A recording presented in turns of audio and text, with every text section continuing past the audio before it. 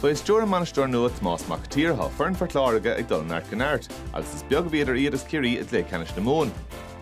Ina going a bhí á clia a bhuaig a darna Craobh déag lein is a chéile an bhí se cata. Go scór bhí atras sa trap, mar sin cé cóbhach an lábhan nótar sa Craobh. Bhí Brian Tyres Michelle Ryan in Nungar Bond an count seo. Agus tá luas for Láirge cinnte a dhéanamh a díal ar bhleá clia. Nis mar sin méid fach dá bharacha an trosa Lauren McGregor. Bút isteach níos a hí fós a ríist. McMahon a dul siar leistíir don nimmer te feheh le pass. Tá an pass take inis agus tá óma cébéidir marc go hógant a níananig son an bhart tíirech leistigh den gúile pointelige Port Láirge. Trasta go ríis ní an ggóilde inis, níhéadach sí an choise luasca, scéal céannig ag Carner ó Hannah Power an brú díomhar an son. Golde go ríis pleáta go díalar fad ag Hannah Power ach tá aga fós ag Blackley agus ceisiad an scór an son fachta ag Sophie McIntyre bhí obair chruigeann. Emma Murray.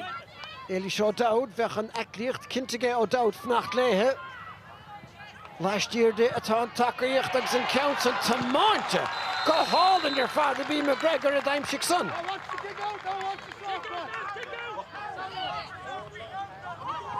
Stachni Carlo an vertica so the Nishbeg Morana Brahara, Cora Murray, a Cordua, Charla Mata, Kate Sullivan the Tachter, Illing Alling, Barnett Dienta, Vishin, Point Talha, Mark Musha.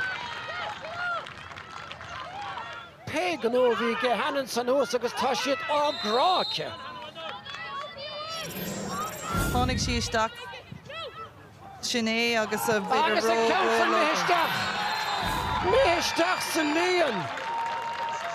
Well, Otis the Notus, but only Flork Imi de Shaw, and Hickser Stach in a cool Feinig.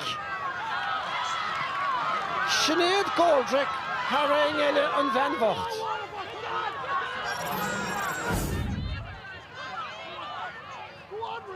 Facht Fosseke. Stachri McMahonish, Éili seo Dowd take a chuhénig. Bríd McMahon, Gear Gáile score, agus nach últach an score. Buntáiste últach an return sa, de Arne O'Neill. Seo glúiseach níos an lína lán chuileach a hostig an vansa Emma Murray, agus ridseach an críocha chuir an glúiseach, ceann ádacha siúd ó ceann na parke an captain na tuairt de húmpla. Shachun in Van Nuinish, McDonald, Stachan agus Martha Byrne, a tostáil Hannah Power, agus Hannah Ella and Saw, Hannah Tyrrell, le Buile Kinúnach, agus Cool the Blackley. Shine Cool, Anava, the Harrod and the Tyrrell, agus the Clia Martha Byrne, vi Lornach sa glúiseach sin freisin, agus féach ní raibh a cúpla second a gé chuna í a casa cisgur of Caitlin Garner díra go sa córa Rebecca Garley freisin ach cricní sé sin go ísisiil. Ábhar spáisian sa a gé Katie Murray, trasta Babhta bháin eile, agus Arne O'Neill, a hógan chicamach san ó Caitlin Gardner, Claire Welch, Ben Valley de Carbra, agus painted den sco. Brún sáinis Aoife Murray.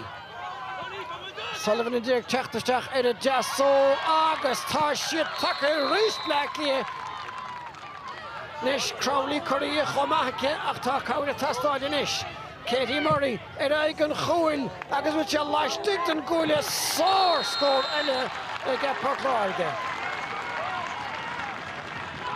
And was her Lauren McGregor Tucker Vadley Katie Murray Tuck Claire Welch Time Lehe Tashi Bratta August Welchinish gan ein chalais dienta go fór tá níos a hála ófá. Agus is fear déanach ná go brach. Seo an pass trasna go dtí Claire Cumaz Kate Sullivan a láimh amach fécar sin chalís gan áras déanta ag Leah Caffrey ar Claire Welch dár lomsa in áíire. Agus bhfuil sé chun scaoile leis. Agus tá Tomás McAtee a ráile Seamus Mulliville go raibh sé hénig go láidir den dúirim greibh cicéirice tuilte agus caimé ága gapas hénig ólaigh. Trastan tugarí Hannah McGuinness, Cadú Thomas, ige dean na himara, Cé Húrig fé bhfuil sé sin tá sé buirteige, Kate Sullivan is tigan sa tá sé có, dá creta, Tá Prainte Fachta is don go bhí Kate Sullivan, tá sé críochna ná an Garabháin, Port Láirge héna trídíag, le Cliath héna trídíag. Os ní mar go maithe stocha chumar cúpla scór tapig suas as bhí mar tríd stocha fáilte le brisíos go cheannar deile. Agus an council tamáinte go hálan ar fad a bhí McGregor a daimsigh son. We know we were kind of played second fiddle to Waterford today. Fios a going sa tarna lag meid siad a ggéire an críoch sin a aimsiú agus bhí mar a ggéire Láirge-1-13 agus a ggéir na scóirna sin a aimsiú. Ceann áirdeacha siú ó ceann na páirce. The girls that came on and played today gave everything. I mean, some of the girls there left absolutely everything on the pitch. Hannah Tyrrell le buile cinúnach agus cúil de Blacklear.